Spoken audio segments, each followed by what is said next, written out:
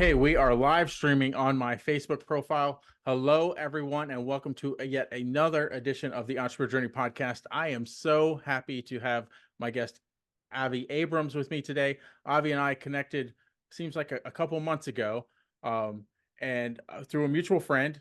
He does some really exciting things, especially around Israel. I'm going to let him kind of talk now, though. I'm going to turn it over to him and let him do a brief introduction of himself.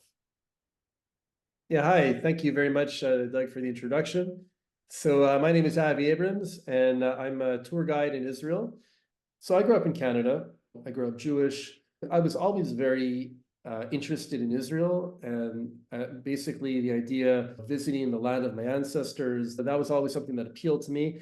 And I did just that in 2002. I did an organized trip to Israel. Then I did another one in 2003 and another one in 2004. And I just kept, visiting. And every time I came there, I felt home. And so I did that again and again, sometimes on organized trips, sometimes on just backpacking through the country for a few weeks or a few months.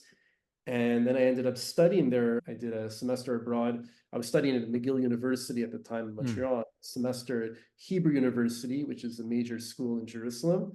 And so as time went on, I started becoming into the idea of living in Israel, and I just didn't know what I would do there. So in 2010, 2011, I was studying in what you might call a theological seminary in New Jersey, we call yeshiva. And while I was there, while I was studying, the Torah, the Talmud, the Bible, at the same time, I wanted to make a little bit of money on the side. So I had a car at the time, and I would drive people to the airport, do airport runs for the students, going back and forth, 45 minutes to Newark Airport. Now, I did this sometimes at night, sometimes in the morning. Eventually, the administrators started understanding what I was doing, so they used my services to transport speakers to the college, and so that was sort of my side gig they did on the side. The other thing I did while I was there, even though the main focus actually in yeshiva, in theological seminary, is really on the Talmudic studies, I was very focused personally on biblical studies, focusing, going through the Bible in depth from cover to cover.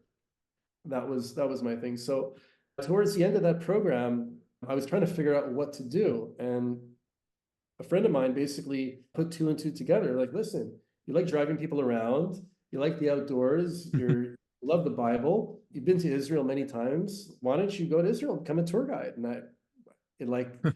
In one moment, it all just came together. And about a year later, that's what I did. I did my research, and I moved to Israel in 2012 and registered into the tour guide course. In Israel, it's a 2-year course.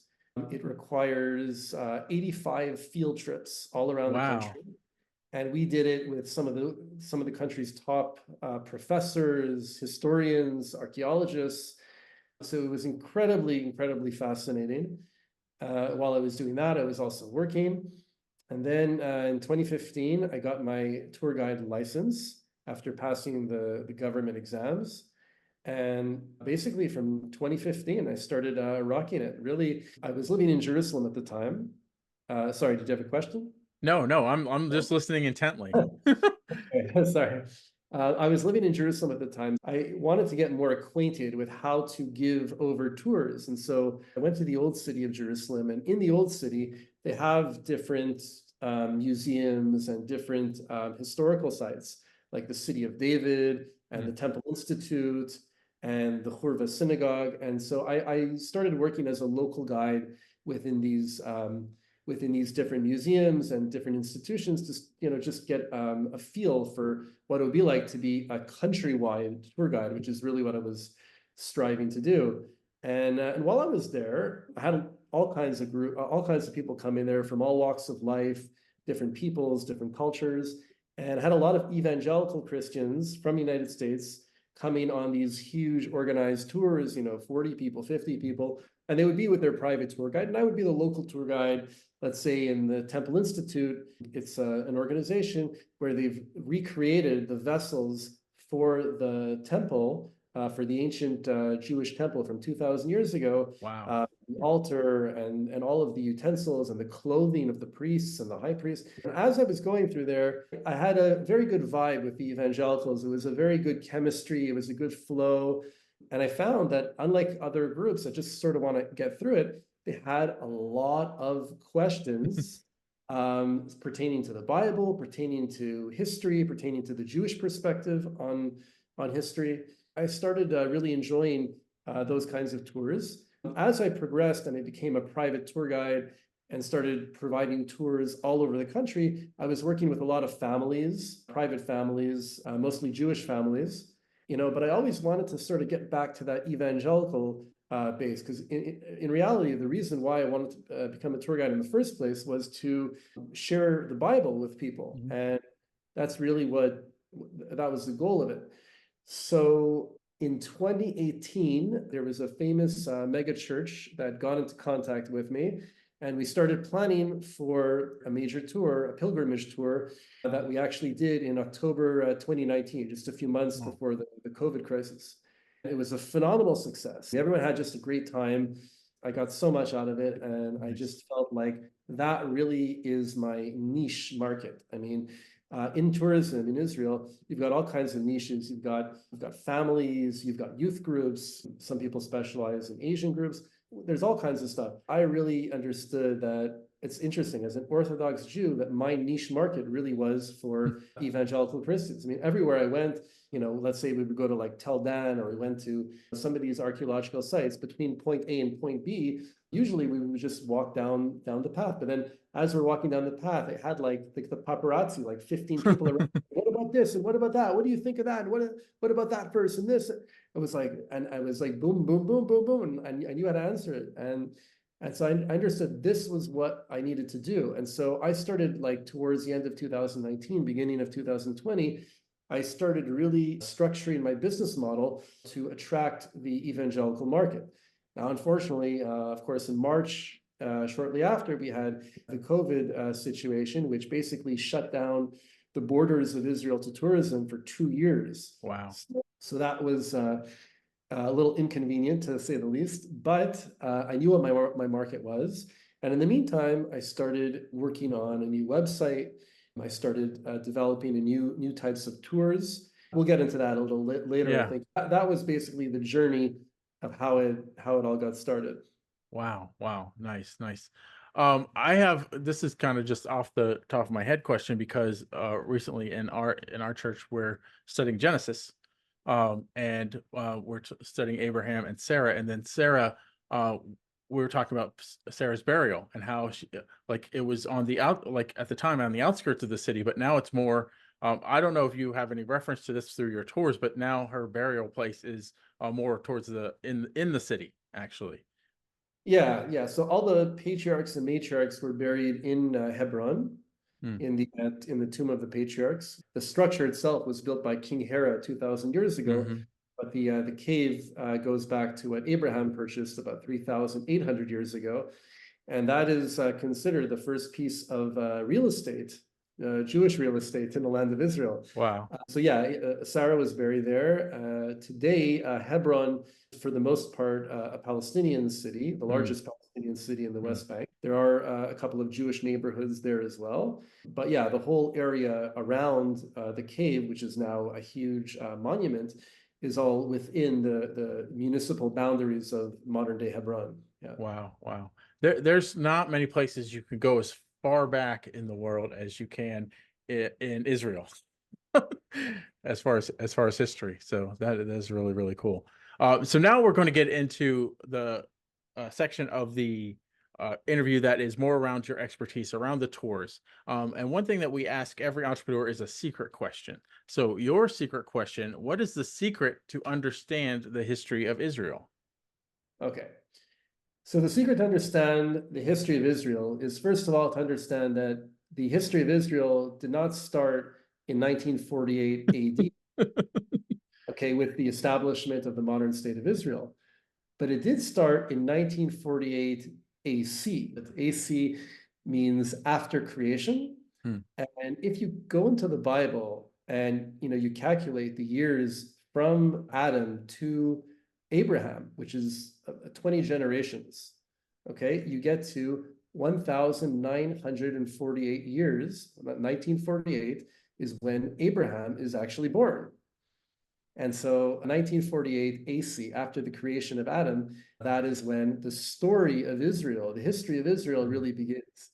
So in a certain sense, 1948, that perspective is when the story begins. My tours are a little bit different than what most people are doing. I do, of course, regular tours of Israel, classic tours. I do Christian pilgrimage tours, but I also do what I call time travel tours. Instead of just touring the country in a geographic sequence, I tour the country in a chronological sequence, Mm. basically covering ground from Abraham to Tel Aviv in the 21st century over a 12-day period. So we're going Wow. through the time periods of the Bible and post-biblical period. You're not just touring the sites, but you're touring the sites in the order of the history of Israel. That's my kind of claim to fame. Oh, nice, nice. So a few more questions. How do you approach guiding tours to help visitors understand and appreciate the rich history and culture of Israel? So basically, my procedure is like this. When I get contacted by a client, first of all, I want to get to know them. I want to get to know who they are, their interests, how long they're going to be in Israel for. I get a picture of what they're looking for. And then I'll come back to them. I'll suggest an itinerary based on their target dates, based on their interest level. I'll set something up, totally customized. And if they like it, we go further. If they want something to be revised, I do the revisions. It's all tailor-made. And from there, I send them the itinerary. Once it's approved, I take care of the reservations. I have a team that takes care of hotels, transportation, airport transfers, restaurants, whatever you need, full service. What I'm doing is I'm making it customized for each individual. Nice, nice. So would you say that's also kind of what sets you apart from other travel companies? Yeah, so what I'm doing is I'm taking a very personal approach to tour guiding. I'm not just throwing an itinerary at you. I'm really focusing on what you need. Sometimes people have mobility issues, for example. Mm. Sometimes people say that they don't want to go up north. They just want to stay kind of around Jerusalem. They don't want to do too much traveling. So I structure as much as possible within a certain geographic area. So I try to cater as much to the people as possible. That's what I'm doing. I imagine a lot of um, Christian groups may want to. There's particular things that they have in their mind that they have to see while they are there. So I'm sure part of that customization is like, okay, we are going to make sure you go here, here, and here, right? Yeah, of course. Yeah. It also depends on the time frame that we're talking about. Of course, if you've got 3 weeks available, you can see a lot more than if you just Yeah. have a week available. But sometimes people have a bucket list. They say, I got to see Nazareth, I got to see Mhm. Jerusalem. And so we focus on certain areas if there's a time limit. Nice, nice. Can you another question? Can you highlight a lesser known historical or cultural aspect of Israel that you find particularly fascinating or important to share with tourists? Yeah, I think it's very important for people to know, especially now in the current climate of what's happening today in Israel. Actually, Israel is a very diverse country. And you might get the impression from watching the news that Jews and Arabs are just tearing each other Mm. apart. But actually, the Arab population is a very important fabric in Israeli society. You'll see them in hospitals as doctors, judges. They have political parties. And so, there is this impression, if you come to Israel and actually see what it's like, people actually do, for the most part, get along. There are contentious areas, don't get me wrong, like we're talking about Gaza and things like that. But in mainstream Israeli society, there is very much of it is very much of a cohesive and diverse culture. Yeah. Yeah, I think a lot of people are probably surprised to hear that people that have never been over there because the news just proclaims conflict, conflict, conflict, right? So No, that's really people good to work hear. together. I mean, in all the jobs I've ever had in Israel, I've had our coworkers who had a lot of my drivers. That would be quite surprising for somebody coming to visit from the United States. So I have one last question. I wasn't sure I was going to ask you this, but I want to know, and you can feel free to answer it however you wish. Um, just me being a Christian and you being Jewish, I just want to know, like from the tours aspect, um, when Christians come over, they want a certain they're because we have different beliefs, obviously, right, around Jesus Christ. So um how do you cater to them without compromising your beliefs or their beliefs? I guess is what I'm getting at. So when you lead the Sure, tours. no, it's a very good question. I mean, I look at the New Testament story as a historical, as a part of really as a part of Jewish history, because Mhm, we're talking about Jesus, whose Jewish name was Yeshua, who lived in a Jewish Galilean village in a time where the country was majority Jewish, and mhm, Jesus practiced Judaism. So the way I look at it is that for somebody who is a Christian and wants to understand not just the story of Jesus, but wants to understand the life of Jesus, how Jesus actually lived and mhm, practiced his daily life. So I'm kind of like a gateway to that understanding. Because one of the things I do have on a lot of my tours is a lot of questions about Judaism specifically mhm, because of mhm, that. And mhm, so I help people to get a sense about what that is like, and also just a better idea about what the climate was like, what the historical climate was like at that time in the country. You know what it says in the New Testament, but add to that Josephus, add to that the Talmud, add to that mhm. the larger historical context of the country, and you start, getting a better understanding for that period of history, the end of the Second Temple period. Nice, nice. All right. That was actually a question that was on my mind, and I debated over whether putting it in even in the questions, but I knew that I had to ask you that. So thank you for giving such a great answer. This has been a great interview, Avi. How do people find out more about you? Where they can find? I know you're kind of doing a lot of virtual things now. How can they find out more about that? What I do is I use videos from the cumulative a decade of being in the country and all the tours. So as I'm explaining the sites, we see the videos in the background, including 360-degree cameras and drones. And so you really get a good visual for the Holy Land as I'm explaining the content and the information. And it's something today which is very relevant because of the situation. Yes. I highly recommend anyone does this because it's not just the conflict. Many people may not just have the means or the ability to go to Israel. So there you should experience in some way. So reach out to Avi, and I will put the links below, both to his email and to the website, so that you can check those out and get in contact with him. Thank you again, Avi. I have one last question that we ask every entrepreneur, and it's just kind of free form. Do you have any parting words of wisdom based on your own entrepreneur journey for the entrepreneurs that are listening? Yeah, so basically, business is something that is always up and down. There's always new competitors. Just keep at it. Just don't give up. The environment will change, the conditions will change, but as long as you don't change, as long as your Mhm. will doesn't change, I believe every entrepreneur and ultimately every human has a mission in this world.